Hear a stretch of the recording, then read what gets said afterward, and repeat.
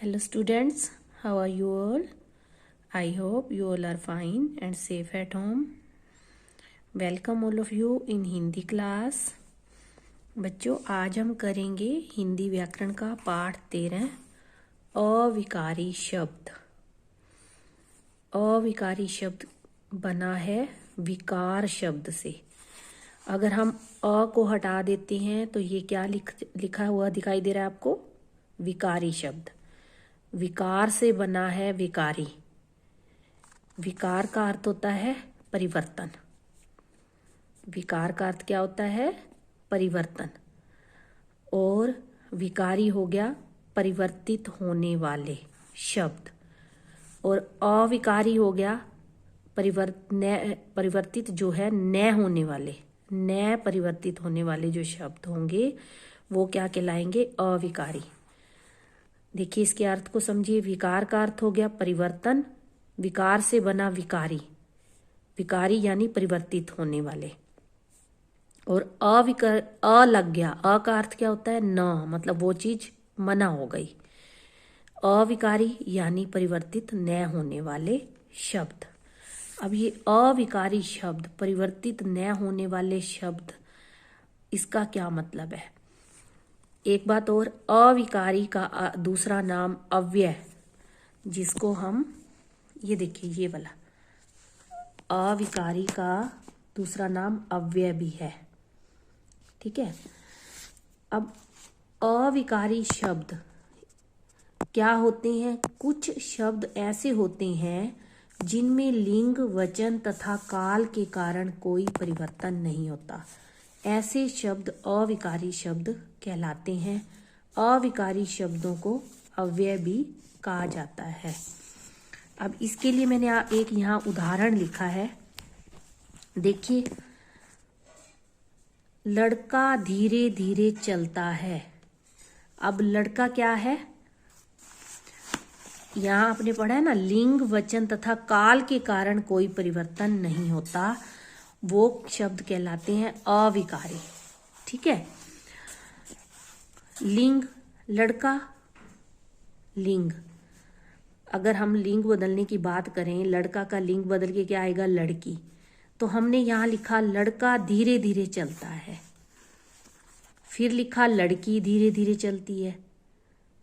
लिंग बदल गया ना, लड़का का लड़की बन गया, चलता का चलती बन गया। ठीक है। फिर हमने लड़का का वचन बदल दिया, लड़के धीरे धीरे चलते हैं। अब वचन बदल गया और चलते हैं ये भी बदल गया। ठीक है। उसके बाद हमने लड़की का वचन बदल दिया, यहाँ क्या लिख दिया? लड़कियां धीरे धीरे चलती हैं। तो लड़कियां शब्द बदल गया और चलती हैं ये शब्द भी बदल गया। यहाँ जब लड़का था, लिंग, लिंग अगर बदलने पर लड़का का हमने लड़की बनाया, तो लड़का चलता है, लड़की चलती है, लड़के चलते हैं, है पे बिंदी, यानी एक से ज्यादा के लिए हमने इसको बहुवचन बनाया, है को बहुवचन। फिर लड़कियां चलती हैं, तब भी बहुवचन में बात करी। उसके बाद आ गया सर्वनाम, मैं धीरे धीरे चलता हूं, तब भी देखिए ये चीज बदल गई, ये चीज बदल गई। अब इन पांचों वाक्यों में आप ये देखो कि क्या चीज है जो नहीं बदली। धीरे धीरे, धीरे धीरे, धीरे धीरे, सभी वाक्यों में ये धीरे धीरे शब्द है, ये नहीं बदला। तो ये क्या हो गया? अविकारी शब्द। यानी चाहे लिंग बदले, चाहे वचन बदले, चाहे समय बदले, काल का अर्थ क्या होता है? समय। लेकिन जो शब्द नहीं बदलते वो शब्द क्या कहलाते हैं? अविकारी, यानी परिवर्तित न होने वाले शब्द। लिंग, वचन, काल के कारण भी इनमें परिवर्तन नहीं हुआ। हमने पांचों वाक्यों में धीरे धीरे ही लिखा है। आगे बच्चों समझ में? जब कोई लिंग बदल जाए, वचन बदल जाए, लेकिन जो शब्द उस वाक्य में नहीं बदलेगा वो शब्द क्या कहलाएंगे? लड़का के लिए भी हमने धीरे धीरे लिखा, लड़का चलता है। लड़की के लिए भी धीरे धीरे चलती है, धीरे धीरे। लड़के के लिए भी, लड़कियां के लिए भी, मैं के लिए भी, सर्वनाम के लिए भी। बाकी वाक्य में ये चेंजिंग आ गई, लेकिन इन शब्दों में चेंज नहीं आया, परिवर्तन नहीं आया, तो ये क्या कहलाएंगे? अविकारी शब्द, जो कि परिवर्तित नहीं होते लिंग वचन काल के कारण भी। आई होप आपको इतना समझ में आ गया होगा। तो ये कुछ शब्द ऐसे होते हैं जिनमें लिंग वचन तथा काल के कारण कोई परिवर्तन नहीं होता, जैसा कि मैंने आपको उदाहरण दिया है। ऐसे शब्द अविकारी शब्द कहलाते हैं। अविकारी शब्दों को अव्यय भी कहा जाता है। अब ये जो अविकारी शब्द होते हैं ये 4 प्रकार के होते हैं। कितने प्रकार के होते हैं? 4 प्रकार के। क्रिया विशेषण, संबंध बोधक, समुच्चय बोधक, विस्मयादि बोधक। अब क्रिया विशेषण, क्रिया क्या होती है? जिन शब्दों से हमें किसी कार्य के करने या होने का पता चलता है वो शब्द क्या कहलाते हैं? क्रिया। और उन क्रिया शब्दों की जो शब्द विशेषता बताएंगे, यानी काम करने वाले जो शब्द होंगे वो होंगे क्रिया। फिर आगे उन शब्दों की, काम करने वाले शब्दों की जो शब्द विशेषता बताएंगे वो क्या कहलाएंगे? क्रिया विशेषण। ठीक है, तो पहले इसके बारे में हम पढ़ते हैं। क्रिया विशेषण, जिसको आप इंग्लिश में बोलते हो एडवर्ब, जो शब्द क्रिया की विशेषता का बोध कराते हैं। क्रिया तो आपको मैंने बता ही दिया, उसकी विशेषता आगे बताएंगे तो वो कहलाएंगे क्रिया विशेषण। जो शब्द संज्ञा और सर्वनाम की विशेषता बताते हैं वो सिर्फ क्या कहलाते हैं? विशेषण। और जो क्रिया शब्दों की विशेषता बताएंगे वो कहलाएंगे क्रिया विशेषण। जैसे बंदर ऊपर चढ़ गया, अब काम क्या हो रहा है? चढ़ गया। ठीक है, तो ये क्या हो गया? क्रिया शब्द। तो क्रिया कहाँ चढ़ गया? ऊपर, तो ये विशेषता बताई जा रही है। ठीक है, चढ़ गया क्रिया शब्द की विशेषता क्या है? ऊपर, तो ये क्या हो गया? क्रिया विशेषण। हाथी धीरे धीरे चलता है, अब क्रिया शब्द क्या है? चलता है, इसकी विशेषता क्या है? धीरे धीरे, तो ये क्या हो गया? क्रिया विशेषण। उपरोक्त वाक्य में, उपरोक्त क्या होता है? ऊपर वाले वाक्य में रंगीन शब्द क्रिया की विशेषता बता रहे हैं, जैसे ऊपर और ये धीरे धीरे, ये रंगीन शब्द हैं। ऊपर शब्द बंदर के बैठने का स्थान बता रहा है और धीरे धीरे शब्द हाथी कैसे चलता है यह बता रहा है। इस प्रकार हम कह सकते हैं कि जो क्रिया की रीति, रीति क्या होता है? तरीका, मतलब काम करने का तरीका, स्थान, समय तथा परिमाण। रीति तरीका, जो कार्य करने का तरीका, स्थान बताएं, जैसे कि ये स्थान बताया ऊपर, और समय तथा परिमाण, परिमाण क्या होता है? मात्रा की विशेषता बताते हैं। जो शब्द क्रिया की रीति, स्थान, समय तथा परिमाण की विशेषता बताते हैं उन्हें क्या कहा जाता है? क्रिया विशेषण। यानी क्रिया विशेषण जो हो गया उसके आगे कितने प्रकार हो गए? रीतिवाचक क्रिया विशेषण, स्थानवाचक, समय या इसको हम कालवाचक बोल सकते हैं, समय का दूसरा नाम काल भी होता है ना, कालवाचक क्रिया विशेषण और परिमाणवाचक क्रिया विशेषण। क्रिया विशेषण के 4 भेद जो मैंने आपको बताए। अब कालवाचक क्रिया विशेषण में तो हमें क्रिया के समय का पता चलेगा।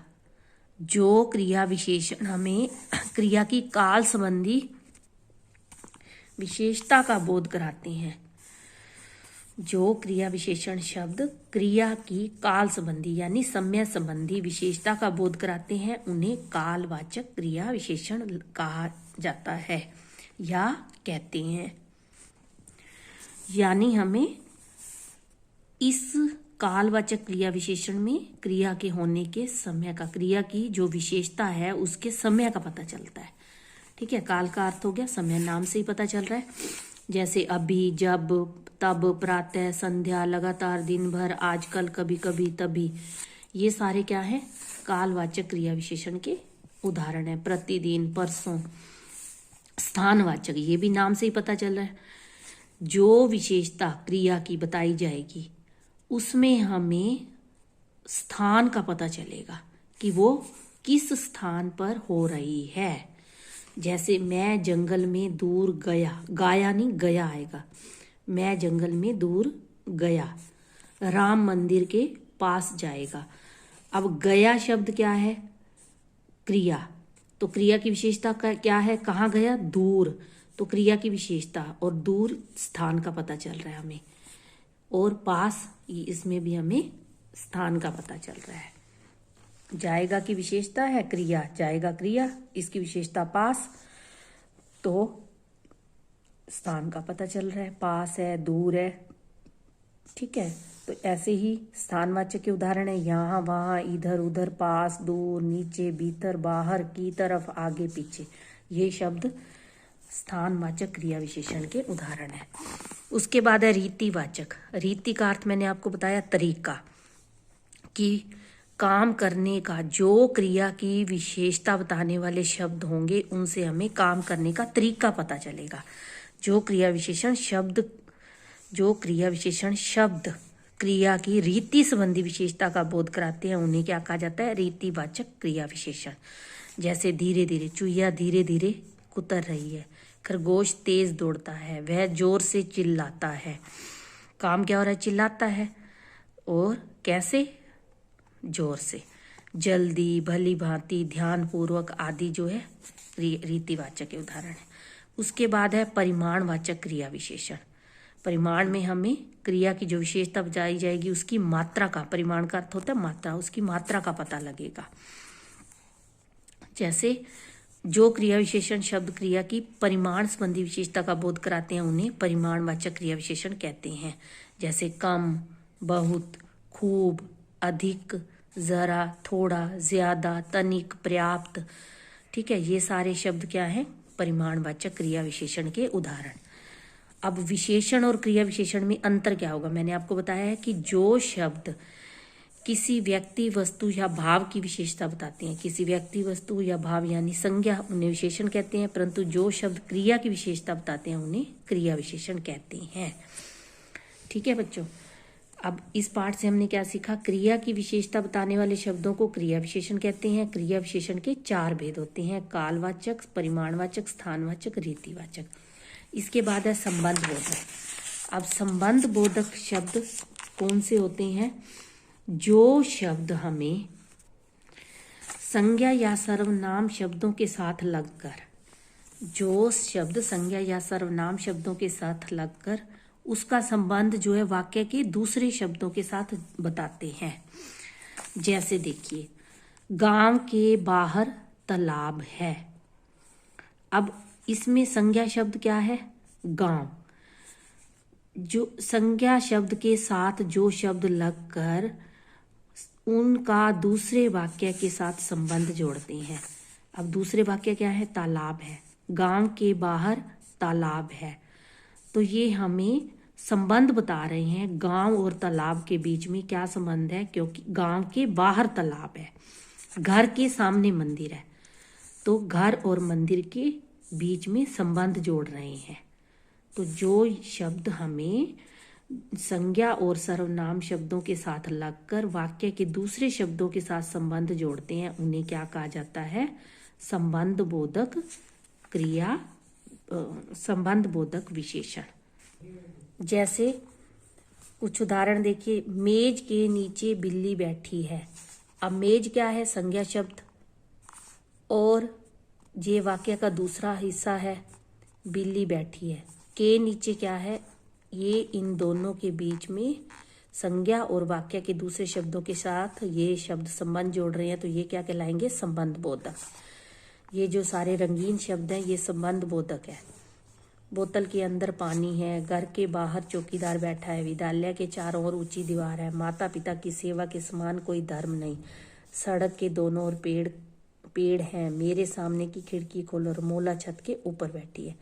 तो ये सारे वाक्य जो, ये सारे शब्द जो है संज्ञा, और ये सर्वनाम हो गया, संज्ञा और सर्वनाम शब्दों के साथ दूसरे वाक्य के साथ आपस में जो है संबंध जोड़ रहे हैं, तो ये शब्द क्या कहलाएंगे? संबंध बोधक। तो बच्चों ये देखिए, ये जो इसके प्रश्न उत्तर है, विशेषण किसे कहते हैं ये तो आपने पहले किया हुआ है, विशेषण वाला पाठ किया हुआ है ना हमने।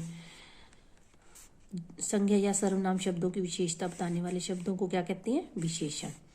क्रिया विशेषण के कितने भेद होते हैं वो हमने पीछे किया। ये इन सब के जो उत्तर हैं हमें पीछे मिल जाएंगे। अविकारी शब्द कितने प्रकार के होते हैं, क्रिया विशेषण मैंने अभी करवाया ना, रीतिवाचक, स्थानवाचक, अविकारी, क्रिया विशेषण, संबंधबोधक, समुच्चय बोधक, ये सारे चार हैं। विस्मयादि बोधक है ना, ये चार जो है क्रिया अविकारी शब्दों के प्रकार हैं और क्रिया विशेषण के स्थानवाचक, रीतिवाचक वाले। ठीक है, फिर रीतिवाचक, क्रिया विशेषण की ये सारे हमारे पीछे आए हुए हैं। हम पीछे से रिवाइज करेंगे जब हमने टेस्ट देना होगा या पीटी देनी होगी या फाइनल एग्जाम देने होंगे। और उसके बाद है ये देखिए, निम्नलिखित वाक्यों में सही के आगे सही तथा गलत के आगे गलत लगाइए। स्थान का अर्थ जमीन होता है, जमीन नहीं होता, जगह होता है स्थान का अर्थ, ये गलत है। क्रिया और क्रिया विशेषण में कोई अंतर नहीं होता, ये बात भी गलत है। क्रिया तो काम करने वाले शब्द होते हैं और क्रिया विशेषण काम करने वाले जो शब्द होंगे, क्रिया शब्द यानी उनकी विशेषता बताने वाले होंगे, तो ये बात भी गलत है। उसके बाद ये वाला देखिए, संज्ञा तथा सर्वनाम भी आपने किया हुआ है। संज्ञा की परिभाषा और सर्वनाम, वो अंतर हो गया दोनों में। संबंधबोधक शब्दों के नाम, संबंधबोधक शब्दों के नाम जो है ये कुछ उदाहरण आप दे सकते हो, के नीचे, के अंदर, के बाहर, चारों ओर, ये सारे संबंधबोधक शब्दों के नाम है। हमने कुछ बताने हैं, सारे नहीं बताने। संबंधबोधक शब्द किसे कहते हैं, ये देखिए, जो शब्द संज्ञा और सर्वनाम का संबंध वाक्य से जोड़ते हैं, जो शब्द संज्ञा और सर्वनाम का संबंध वाक्य से जोड़ते हैं उन्हें संबंधबोधक कहते हैं। तो ये आप यहीं से ही सीधे लर्न कर लोगे। ठीक है, ये जो प्रश्न उत्तर है। उसके बाद ये प्रश्न 2 है, हमने उचित संबंध बोधक यहाँ फिल करना है। पेड़ के नीचे रोहन बैठा है, चाकू से तरबूज काटो, कुत्ता बिल्ली और ये गलत है, कुत्ता बिल्ली एक साथ दौड़ रहे हैं, रानी और शीला स्कूल चली गई। कुत्ता बिल्ली एक साथ दौड़ रहे हैं, रानी और शीला स्कूल चली गई, तालाब के किनारे मुर्गा बैठा है।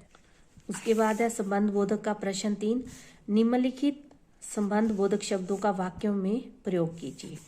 तो ये जो बच्चों ये संबंध बोधक शब्द दिए हैं इनका वाक्य में प्रयोग करना है। इसका मैं PDF भेज दूंगी, आपने लर्न भी करना है और कंप्लीट भी करना है। Okay, take care.